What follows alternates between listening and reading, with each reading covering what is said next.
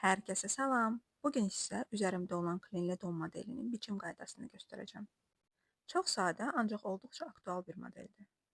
Modelləşdirməni baza don lekalının üzərində edəcəyik. İlk olaraq belin mərkəzini və çiyin orta nöqtəsini tapırıq.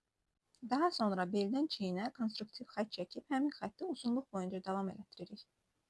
Sinə vıtiçkasını isə kəsim zamanı bağlayacaq. Arxa hissədə də eyni qayda tətbiq olunur.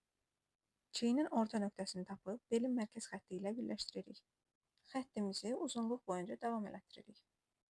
Bel hissəsində beli daha incə göstərmək üçün vıtiçka yerləşdiririk. Ön hissədə də vıtiçkamızı çəkirik. Vıtiçkaların payı öncədən hesablanmalıdır. Videoda gördüyünüz don 8 klinlidir. İstəsəniz klinin sayını daha çox edə bilərsiniz. Lekalı bölürük, bel vıtiçkalarını kəsib çıxarırıq, sinə vıtiçkasını isə bağlayırıq. Daha sonra modelləşdirmə mərhələsinə keçirik. Ətək hissəsində artırma verib, bel hissəsini birləşdiririk. Videoda gördüyünüz yaxa üçbucaq formasındadır deyə burada yaxanı düzəldirəm. Siz istəsəniz yumru boğaz formasında da saxlaya bilərsiniz. Hər bir klinin enini eyni ölçüdə artırmaq vacibdir. Bizim modeldə bir klinin eni 30 cm idi.